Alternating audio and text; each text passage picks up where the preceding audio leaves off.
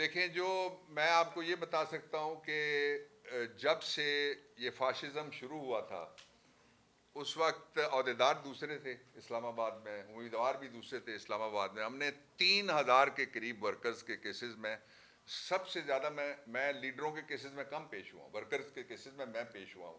آمنہ میرے ساتھ پیش ہوئی ہیں، مصروف پیش ہوا میرے ساتھ، علی پیش ہوا میرے ساتھ، توری پیش ہوا، بیرسٹر عبداللہ، دوسرے لوگ سارے پیش ہوتے رہے.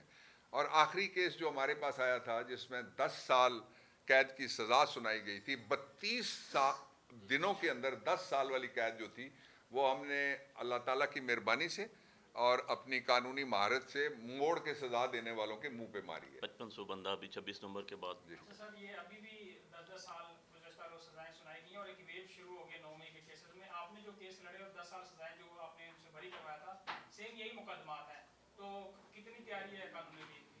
دیکھیں، کل میرے لا آفس میں میٹنگ ہوئی تھی جس میں جنرل سیکرٹری راجہ سلمان آئے تھے اور علی بخاری تھے اور دوست تھے. اس میں ایک اسٹریٹجی ہم نے بنائی ہے. یہ سزائیں ہوا میں اڑیں گی انشاءاللہ العزیز، اور جو یہ کوشش کر رہے ہیں کہ کسی کو ڈی سیٹ کیا گیا، پاکستان تحریک انصاف ڈی سیٹ کسی کو نہیں ہونے دے گی.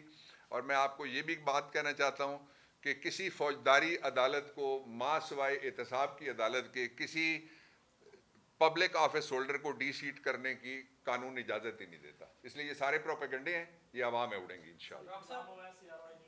جی بتائیے گا کہ آپ نے جو ڈاکومنٹس ابھی دکھائے، آپ کہہ رہے ہیں کہ یہ ساتھیوں کو دیں گے، وہ اقوام متحدہ میں لے کے جائیں گے اس کیس کے لیے.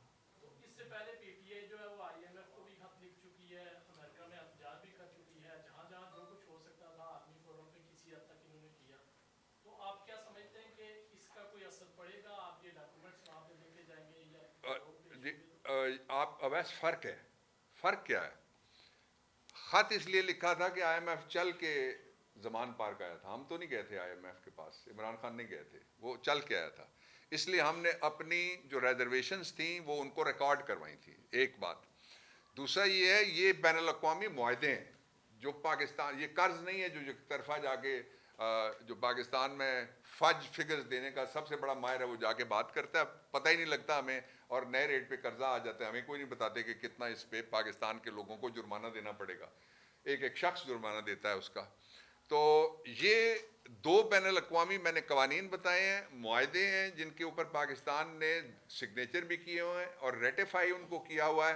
اس سے کوئی مفر نہیں ہے. اس لیے اگر اقوام متحدہ میں انہوں نے دھکا مار کے ہمیں ایونچولی بھجوا دیا تو اس پہ تو بہت بڑی آواز اٹھے گی. ہم نہیں چاہتے کہ ہم پاکستان سے باہر کسی طرف دیکھیں، لیکن ہم کسی قیمت کے اوپر عمران خان کی آزادی سے نیچے، ان کی جعلی اور فرضی مقدمات کی 2 سینچریوں کے خاتمے سے نیچے، اور جو ہمارے لوگ جن کو ناجائز سزائیں دی جا رہی ہیں ان کے لیے ہم ہر جو ویل ٹرن ایوری سٹون.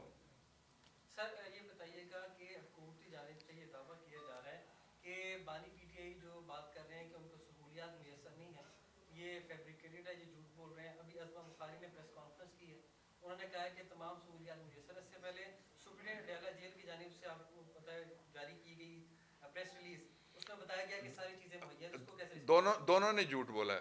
میں آپ کو اصلی بات کہنے لگا ہوں. اب میں اس گورنمنٹ کو چیلنج کرتا ہوں کہ آپ چیف جسٹس آف پاکستان کی سربراہی میں، اس معاہدے میں لکھا ہوا ہے کہ ججز جائیں گے، چیف جسٹس آف پاکستان کی سربراہی میں ایک نمائندہ ہمارا لے لیں، ایک نمائندہ اس فرضی جعلی فارم 47 والی گورنمنٹ کا لے لیں، اور 5 نمائندے آپ مختلف میڈیا سے لے لیں، اور ان کو ساتھ لے کے آپ چلے جائیں.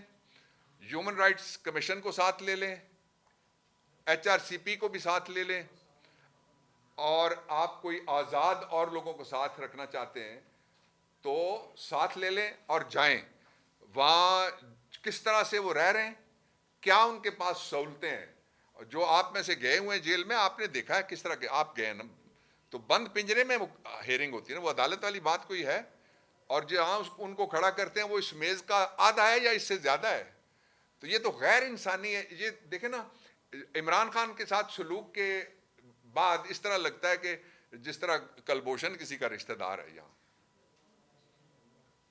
Thank you ji Thank you. बहुत शुक्रिया